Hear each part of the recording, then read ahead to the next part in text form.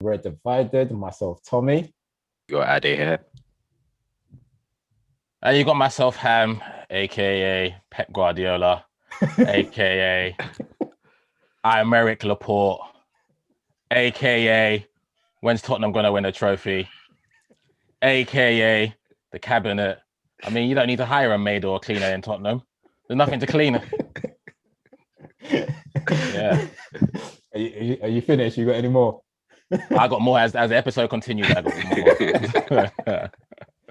All right, cool. All right, people. Obviously, for the last 2-3 weeks, it's been all about Tottenham, and we've been wanting to get a Spurs fans on, and I'm delighted to introduce one of my good friends, Chris. I've known him for a long while now, and I know he's a long life Tottenham fan. I know your dad got you into football, right? So, that's right. Yeah. It's quite funny. Horrible dad. Horrible dad. It's quite funny because his brother actually supports Man United. So so yeah, he took one look at us and was like, "I'm not going there." I don't blame him one for it. Cool. Yeah. So Chris, good to have you on, mate. Good to have you on. Yeah, thanks for having me, guys. It's good to be here. Nice. Welcome on board, man. First and Could have foremost, probably picked a better night to come, to be fair. No. We specifically planned this. If you had won, you would have loved to be on there, wouldn't you? Yeah, that's true, actually. That's true. Exactly. Yeah. Even though that if is a very, very massive if. We all knew you weren't going to win anyway, so that's why we perfectly put you on. Yeah, 100%. I knew this was coming, to be fair. All right, cool. Let's just get straight to it, to be honest. So what are your thoughts on today, the game itself? What do you think about the whole game? I mean, do you know what? Like, in the grand scheme of things, losing 1-0 is probably up there in terms of what probably some of the best result we could have hoped for, really. I was thinking at the start of the game, 10 minutes in, I was thinking this is going to be a 4-5-0. I mean, we didn't even get the ball into their half, I don't think, for the first 20 minutes. It was 80 minutes and 30 seconds. I was counting. Exactly. Yeah. So I mean, do you know what? Like they did relatively well to hang on as long as they did, but you know, like it's nothing to be proud about, really, or to be looking back on in any sort of real pride or anything like that. You know, it was just a bit of a shambles, really. Like. No, never mind. It's a shame because it would have happened to almost anyone, in all honesty. Yeah. But the thing is, because it's Spurs, they're going to keep at you and making the jokes, but it would have happened to almost anyone. Yeah, that's the thing. I mean, you got to understand, haven't you, really, like when you're coming up against City now. I mean, we actually comfortably beat City back in November, but so much has changed since then. Like they've just gone on a massive run. Like they're playing some of the best football they've played in years. I actually thought a few months back that City was finished. Like, you know, when the team they had, like you got like Silva leaving, Aguero wasn't playing well, completely turned it around now. They're just an absolute machine, you know, and we, on the other hand, have just, you know, gone the other end of the scale, really. Just nothing. Absolutely nothing. Yeah, well, internet, that's why. You need to get with the new ages, mate. Still using dial-up out down there in North London. Actually, go on. No, go on, Ham, because I know you're gonna love this episode. So go on. No, so like you said that 1-0 probably flatters you and whatnot, obviously, in terms of their performance. But I think, as we all know, being football fans, performance goes out the window for a final. You could care less whether you played well or not. You just, because as I'm watching the game, I'm thinking the more and more the game goes on and the more and more City don't score, the more and more I kind of could see Tottenham just needing one, because Harry Kane only needs one chance and it's 1-0 and you could win it 1-0. Did you at any point think we could nick this, or was you just doomed to failure from the beginning? Do you know what? I thought rather than us having good chances to score, what I was seeing was basically City just could not score for a long part. So like it seemed like they had clear-cut chances, and then guys who were coming in with and what would normally be an easy shot just going wide. I think it was Gundogan smacked one, like it looked like it should have been in easy, and he just hit it wide. And then at that point you do start to think, well, you know, like this potentially could happen. But at Yeah. the same time, right, I'm just, like Tommy said, I've been a Tottenham supporter my whole life. Right? I know how this goes. Like, I'm a cynical person, right? And I'll take a win if we get it, but the whole time I'm expecting a killer punch to come, really. And sure enough, in the end, it got there. Oh. Nah, go on, boys. All right, let's take it away from the final because I just said it wasn't a great watch from a Spurs perspective. Oh, it was a great watch, mate. I don't know what you're talking about. What are you talking about? It's a footballing masterclass, mate. I said from a Spurs fan perspective. Oh, okay. Right, cool. Let's just start from the beginning of the week because obviously last week when we had this episode, we was all thinking, let's see what Mourinho is going to do in the final because pretty much that's the only thing he had left to do, right? So what was your thoughts as soon as you heard the Mourinho news? I mean, it came at a time where obviously this was after all the Super League stuff as well. So it was Mourinho getting sacked was almost kind of buried in the middle of all that. So it felt like at the time like the world had just gone mad, really, like in a very short space of time, Yeah. But yeah, I was surprised the timing of it. To be fair, like you'd think they brought Mourinho in. I mean, if you think about it, right, you're going up in a cup final against Pep Guardiola. Whatever you think about Mourinho, he probably is that guy that you would maybe take a bet on to get you over the line in the cup final, wouldn't it? And sacking him several days beforehand just kind of doesn't make any sense because I guess, that's what they brought him in for. And then to just get rid of him at the last minute. But then, Tommy, I sent you that clip the other day. Do you remember Jamie Redknapp? And sounds like it could have been league position if they sacked him when he was 7th, that they only had to pay him like £3 million. Whereas if he was in the top 6, it went up to like 5 or 6, and above that even more. And the cup final, potentially, if he won the cup final, they'd have had to pay him £20 million. So it could have even been something as bad as that they sacked him for. Like, yeah. Now I sent that into the group. Honestly, I don't know. It's a crazy one. I sent that into the group. You boys heard it, right? Yeah, no, we heard that. Yeah. To be fair, when I heard it, Yeah, it does make reasonable sense because, as you said, like no matter what you think of Mourinho, like going into the final, if you have to pick someone to like take a bunch of players into the final, will be Mourinho, right? So I just couldn't understand for the life of me why he will get sacked right before the final. But you sending that in, it does make sense basically. And I was also thinking, knowing how selfish Mourinho is, I think Daniel Levy's also thought in his head thinking, if I allow him to win this final, he's going to try and convince the people that he's done a good job, but he actually hasn't. Because Mourinho is going to say the same thing he did at United. He obviously said, look, I won 2 trophies there. but isn't that his good job though? No, yeah, he can. Actually, you know what?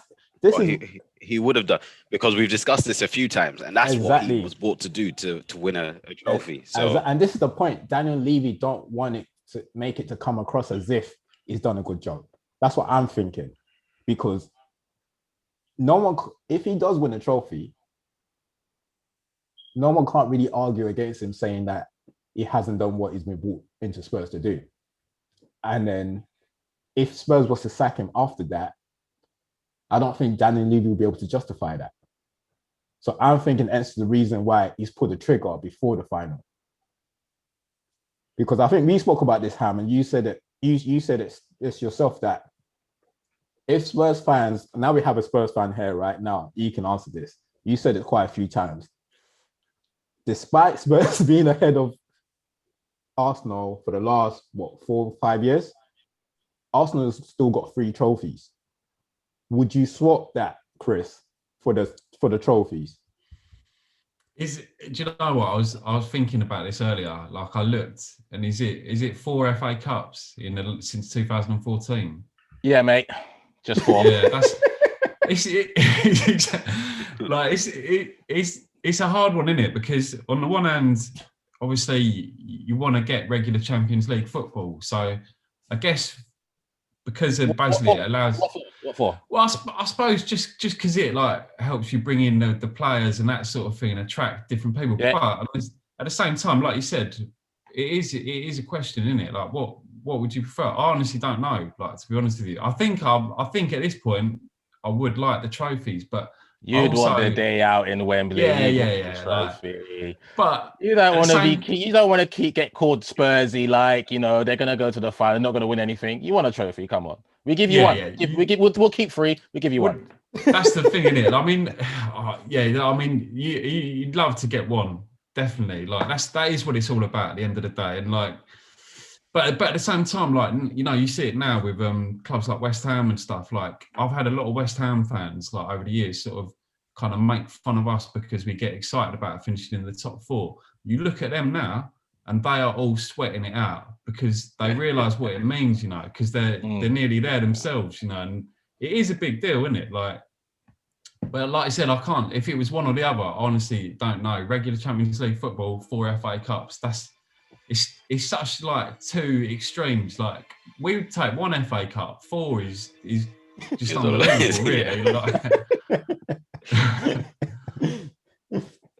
yeah.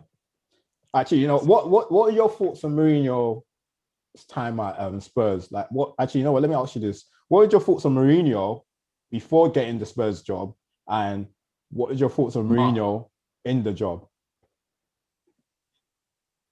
Mate, like, I was just watching Mourinho have these meltdowns, like the Chelsea one.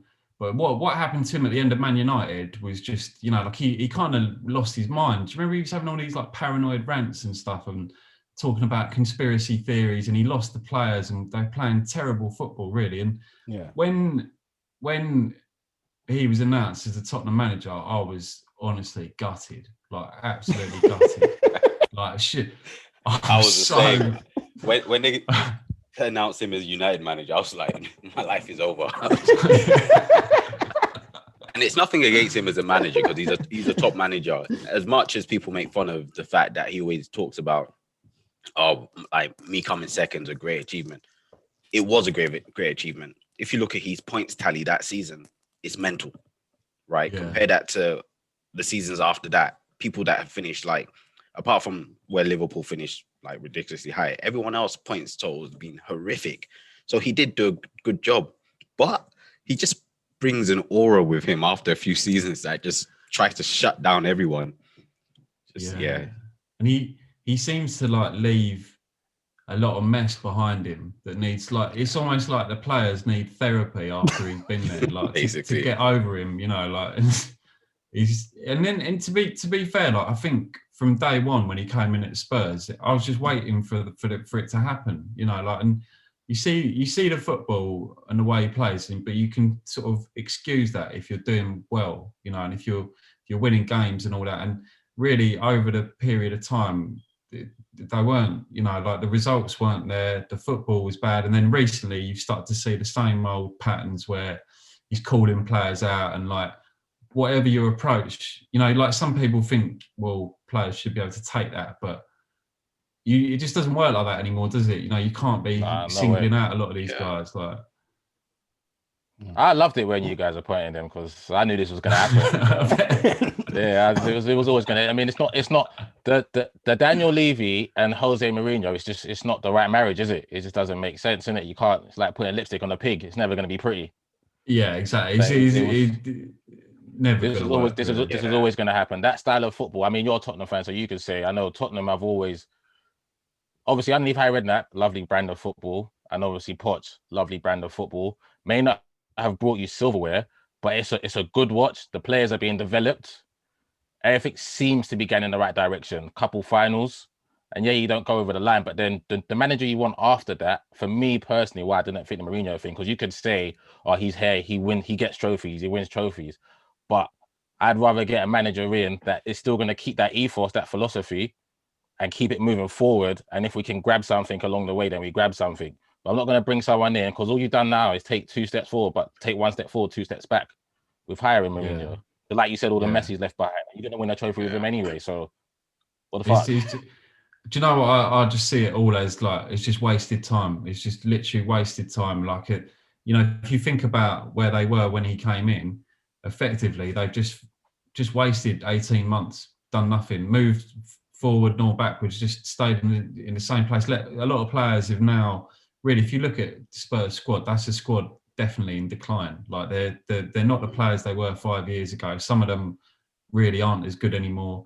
Some of them needed to be moved on. They needed to bring people in, and it's just the whole thing's just been a waste of time. They've sort of been sleepwalking since the Champions League final, really. And they whatever they're going to do now is what they should have done 18 months ago. But I think partly the reason I think Levy brought Mourinho in is because he was maybe in his own mind he thought, well, Poch got these players to the Champions League final, but that's because they're good players. And if Poch is now losing games with these same players that were in the Champions League final a few months ago, then it must be him that's the problem. Must be him. So we'll get in, Mourinho will like toughen them up and make him. And it's just been a disaster, really. To be fair, it's just a total waste of time. Like, it's going to get a lot worse, right? Because realistically, yes, all be realistic. Kane's out this summer. Harry's gone. The shackles are off, mate. Shackles even if are you had off. even if you had won the cup today, it was never about, because what you qualify for Europa League 2, not even Europa League. It's Europa League Conference. He's not playing in that. So realistically, Harry's gone. Son might decide to stay because he's very soppy and likes to cry all the time. So he might decide to stay. But yeah, I can't see Harry staying. So we will thank you for developing him, and we look after him. Done a great job. Holding him. Great job. Listen, so Ryan Mason, what's your thoughts on him? I mean, that's another thing, isn't it? Like, when I saw the name, I was like, are you kidding? Are you kidding me? Like really, the thing is, look, I mean, when you're saying like, why would you sack Mourinho several days beforehand? Why would you then give it to Ryan Mason? Like, no offense to him, like obviously he's been there a long time and stuff, but yeah, the only reason it makes sense is if Ryan Mason has been doing things around the training ground that nobody's ever seen before. Do you know what I mean? Like, and people are blown away by him. But if not, it's just incompetence, really, to be honest with you. Like, no, it didn't make any sense. I think that I saw a Sky Sports news basically saying that a lot of players actually respect Ryan, like in terms of, like, he's got a lot of players on side. Of course, that means nothing. Respect means obviously, nothing. Yeah, look, obviously it means nothing, but that is the logic behind it. I mean, basically, I guess, like we were saying, maybe the only bit of logic is that possibly Mourinho is falling out so badly with everybody that they literally need a friend now. Yeah. So, because that's what my view on Ole was that Ole, whoever they brought in, couldn't have done much worse, because Mourinho, the whole area or the whole environment was toxic.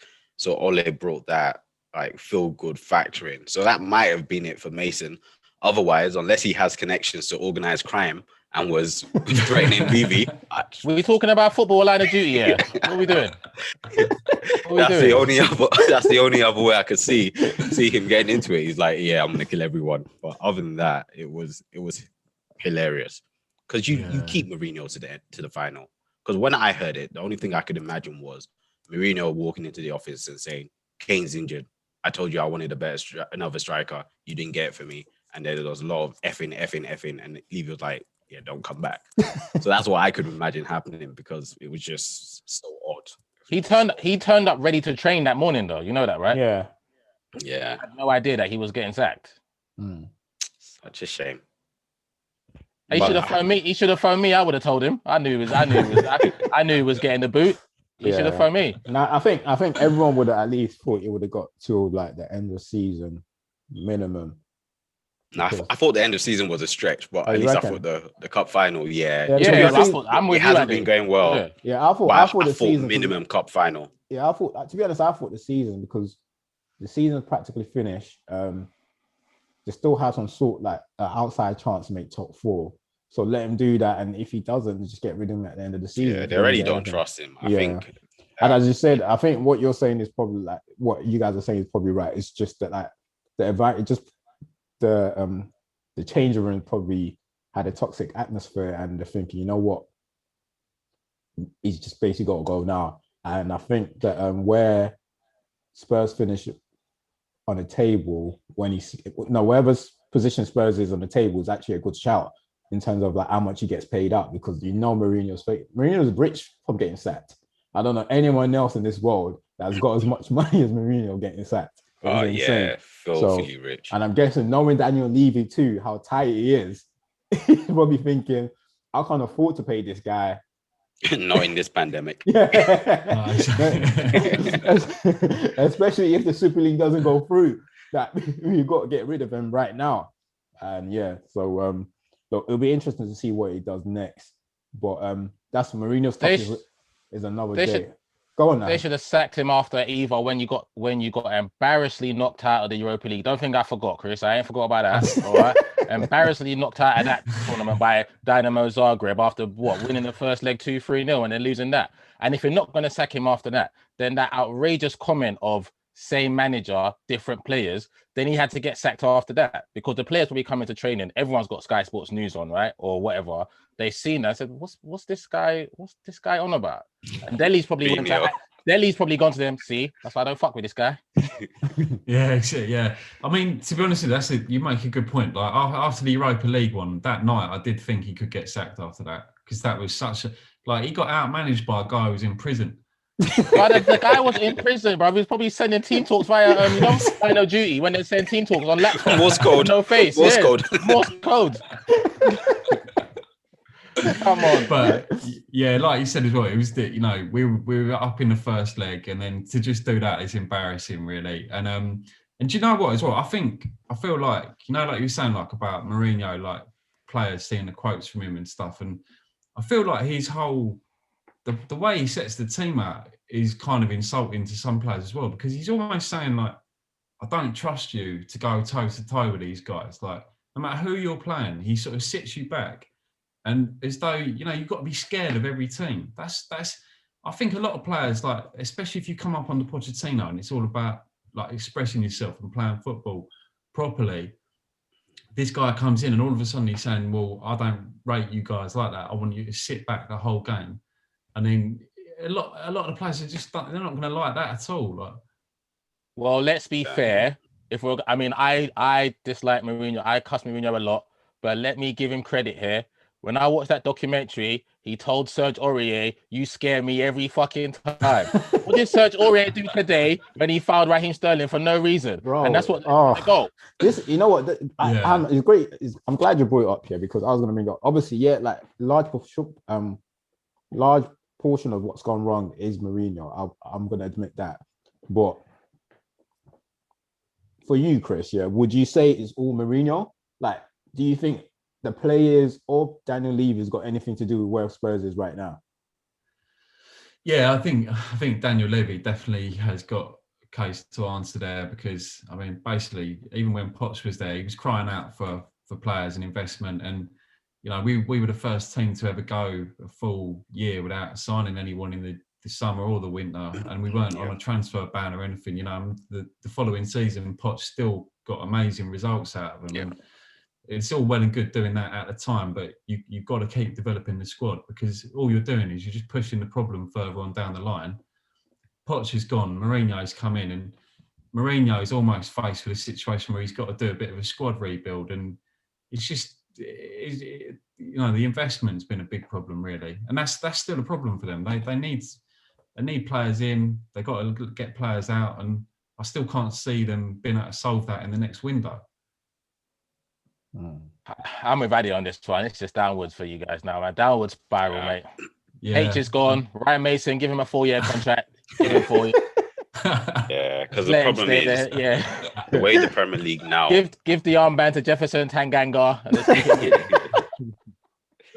Yes, it might be tough, because the way the Premier League is now is that if you have a slight blip, you might end up like 8th, 9th, 10th, like that team in North London.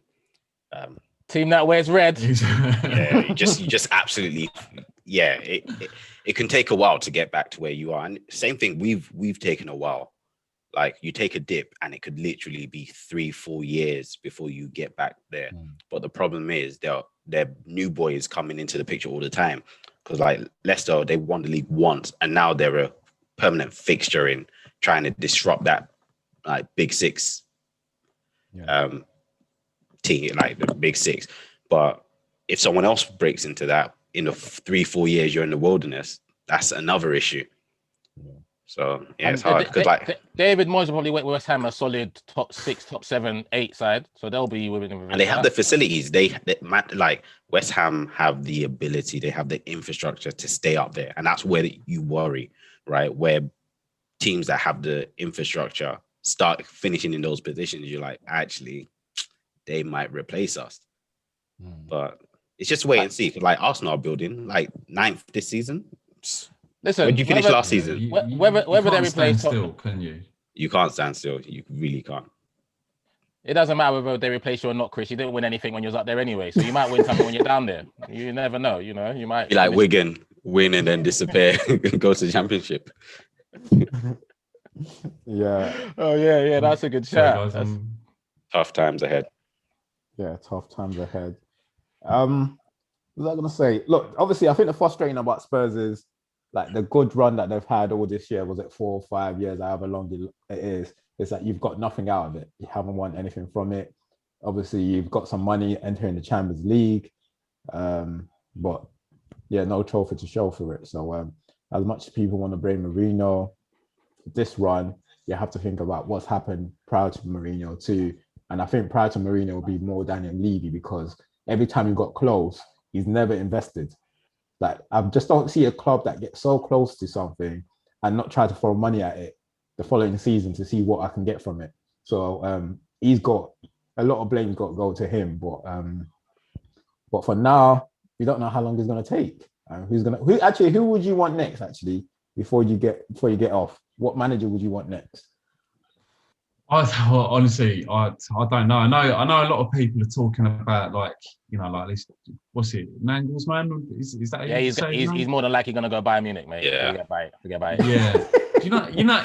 I saw some people saying that potentially that was another reason they thought maybe they sacked Mourinho on the Monday, was because they'd seen this stuff coming out over the weekend and they'd already wanted to get him, and they thought if they got Mourinho out, they could start talking to him. That sounds a bit far-fetched to me, but to be honest with you, I only know Nagelsmann because he's a name.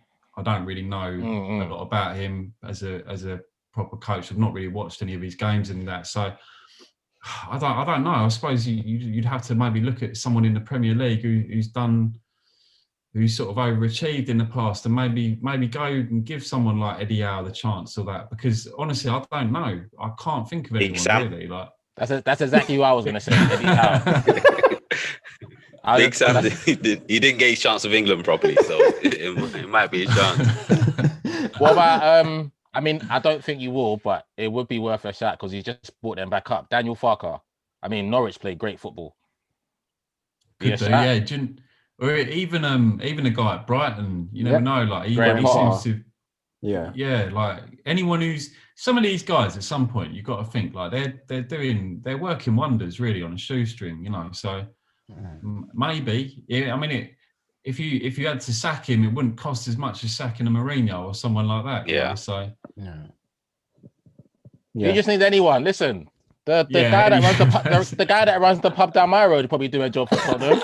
All he's got to do is win a trophy, and he's a legend. He's a legend forever. He's got to go win a trophy. Did you see that before the game today? They compared They did the thing where they brought up Pep's stats versus Brian Mason's stats. They just mugged him off big time. Got Pep Guardiola 600 plus games, 500 plus wins. Ryan Mason 2 games, 1 win. But it just didn't make sense. The whole Ryan Mason thing just didn't. He shouldn't have even put anyone. He said, "Players, just go and do what you want to do. All of you, just go out and play as if you're playing in the park." Mate, this week has been the most Spurs week ever. If there's a week to sum up what I think of Tottenham, I don't even need to say anything. Just look at how this week's transpired. About to go into a cup final. The guy they hired to win the cup final, they sack him 3-4 days before the cup final. And who do they make their manager? The guy that got his career cut short from a head injury, who's never managed a under 5s team, who's now managing the team. And then what happens? They lose the final 1-0. Son's crying. H has probably called his agent tonight and said, "Listen, after the Euros, when I captain England, I want out. Okay, I don't even want to speak to Daniel Levy. I want out. Well, Yeah. I mean, that's the only thing I think that will be interesting now is basically who's going to come in with the money for Kane, innit? That's the next thing. Like That's Yeah. probably the next. You know, Yeah, you're right. because someone's got to put their hand in their pocket really and actually come up with the money. I think he's got another 3 years on his contract, so Yeah. I think he's worth the money. I was going to say, how much would you value him? You're a lifelong Tottenham fan. You probably watched him live. How much would you say right now? 27, going to turn 28 in the summer. What'd you say? It depends. It depends if he's going to like a team that's on the verge of doing big things and he's the final piece in the puzzle. Then, you know, if players are going for like 100 million, 150 million, I could say you put him in that ballpark really. Like, but again, it just depends on how much money the person's got. I mean, I think if he went to Man United, you know, he'd really change them into a next level team, really. Because with Kane, if you watch him, right, it's not just that he scores goals. He works hard for the team. He tackles, he passes, he reads the game brilliantly, and he's a hard-working guy. You know, like he's a leader of men, really. Like he is all that, really. I think a lot of people know him just for his goals, but he contribute a lot. Even he passes well enough, and he's got that kind of game knowledge that he could play in City's team. You know, he really could go anywhere. It wouldn't make sense for anything less. I think the thing is with Levy as well, like he's one of these guys, like he is happy to sell him. Like he'd sell him in a heartbeat for the right price. He doesn't care. It's all about the money for him, to be honest with you. Like, so if somebody just comes up with the cash, he'll definitely go. But you just don't know at the minute, like you were saying earlier, Addy, in this pandemic time, like who's actually going to put their hand in their pocket and pay the money? Yeah. But I think out of I don't know if loyalty is the right word, but I hope you boys get my drift. But in terms of like some type of affinity to Harry, because everything he's done for you come through the ranks and whatnot. I think if a team comes up with like 100 or 110 and Harry says, you know what, I really want to go, I think you guys should accept that. I'm not just saying that because you're going to lose your best player and you're going to probably get relegated next season. I'm not just saying that. I'm being deadly honest that if someone comes up with a fee of more than 100 million and Harry says, I really want to go, I think Tottenham should do the right thing by him and let him go and take the money. Yeah, I agree with that, to be fair. I don't think there's many Spurs fans who I think at this point you have to look at him and think he's getting to that stage in his life where he needs some trophies, then he deserves it. He's at that level. Yeah. There's worse players than him who've already got more to show. You know, like he must sometimes look at what Kyle Walker's done since he's left and just you know. I'm sure Kyle Walker probably sends him selfies every day when he's at home. Harry, look at my daughter. That's the League Cup. Oh wait, that's the Premier League. Wait, come here, Isabel, come here. That's the FA Cup. It's the FA Cup. Yeah, 100%. Yeah, no. Well, Chris, thanks a lot for joining us today. I appreciate it, bro. It's been a long time coming. Yeah, We've been quite enjoyed it. Spurs. Yeah, I actually enjoyed it. I can tell Ham enjoyed this. I wish we could keep you on for the whole episode, mate. I'm loving it. I'm only just getting started, mate. No, I really enjoyed it, guys. Like anytime you want me to come back, gladly. Yeah, definitely. We always seem to end up on Spurs for some reason. So yeah. We'll bring you back after we won the Europa League. Bring you back. Show you what silverware looks like. Well, next time we're in a cup final, I'll come back. So I'll see you in about 10 years or whatever. I'd say add another 10 on that, mate. If we're being honest, add another 10 on that. All right, it's great to see you guys. No worries, man. All right, cheers, mate. All right, all the best. Take care, man.